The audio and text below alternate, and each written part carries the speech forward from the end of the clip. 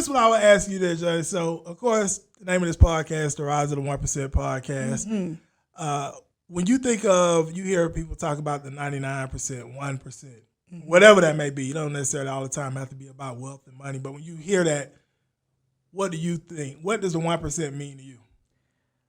So, yes, besides wealth and money, the 1% to me is still being the person that is able to not only be accountable for themselves, but just have that different way of being that's not like everybody else. You know, because it's interesting because I did recently go see the Sinners movie. I've been hearing about it. And so it's the one great takeaway I did see is the vampire part, how everybody's getting bit.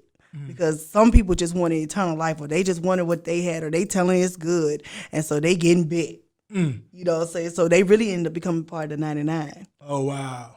Versus the 1% that stayed in the house. And actually the one that really made it. Yeah. Simi. Yeah. The one who really made it, because he really did stay true to himself the whole entire time. Yeah. His daddy kept saying, put down the guitar, don't do this, don't do that, but he stayed true to who he was. And also was accountable every time he needed to be accountable, you know, and really just stayed fast in who he was, and still was a great person all around.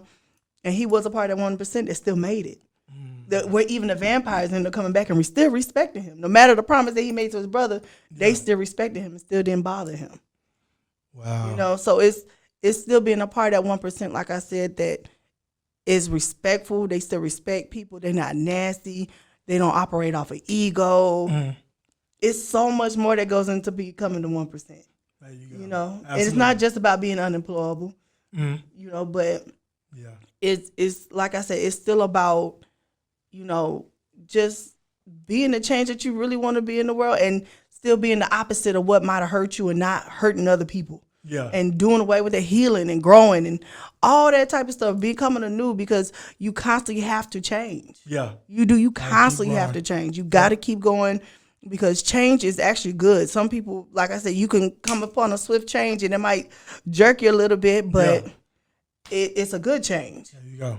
You know? Absolutely. Absolutely. The 1% is important to me. I always say I'm a part of 1%. There you go. Because some people, I'm telling you, I've made people mad because they try to say something about me, and I'm like, yeah, I know that about myself. Yeah. And I apologize if that offends you. I'm working on that. Yeah. You know, and it does sometimes make people feel better because they don't, like I said, they don't experience that.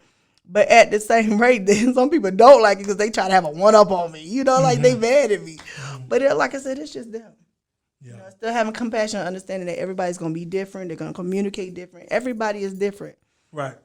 Like nobody has the same expectations as you would have for someone, because we can sometimes get frustrated at other people because it's the same expectation we would have for ourselves. Right. But that don't mean they could operate like that.